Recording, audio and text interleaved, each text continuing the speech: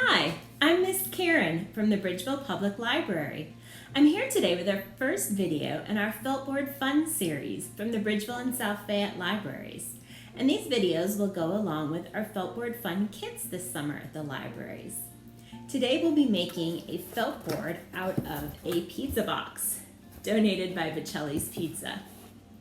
The reason we decided to do a felt board program this summer is because felt boards are such a fun way for kids to learn through play.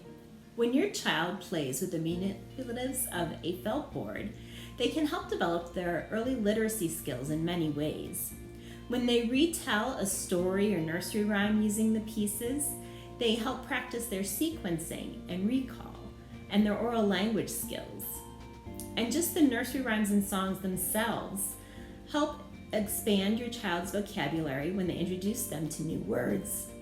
And they also help them hear the smaller sounds of words. These are all things that will help prepare your child to be ready to learn how to read when they get older.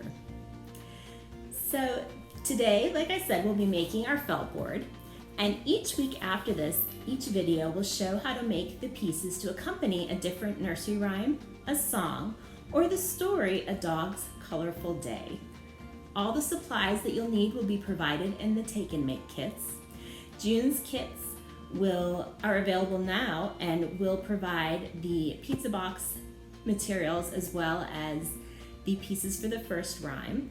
And then July's kits will be available the first Monday of July, and August's kits will be available the first week of August.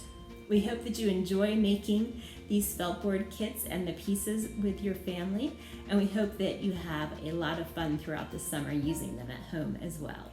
The supplies that you need for today's project are your bottle of tacky glue, the 12 by 12 piece of felt, and of course, the pizza box from Vicelli's Pizza. Now, when we make the felt board, we're going to glue the felt to the inside of the lid of the pizza box. That way, when you prop the pizza box open, your child can play with the felt pieces on the lid. And then when they're done, you can just put the felt pieces back into the box, close it up, and you have a portable place to keep everything in one spot and take it with you to play with. So the first thing you need to do is get out your tacky glue.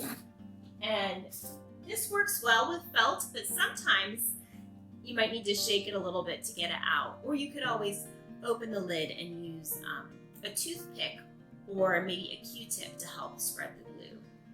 You're going to apply glue around the edges of the felt to make sure it sticks. And then I like to do some circles in the middle. So you'll just squeeze out your glue to put it on. And make sure you use enough to get it to stick.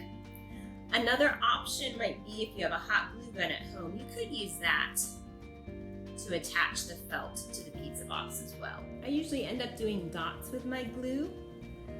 And a good rule of thumb for your kids when they're learning to use glue is dot, dot, not a lot, to help them try to remember not to use too much glue. So if you just have them help you apply glue all over your black felt,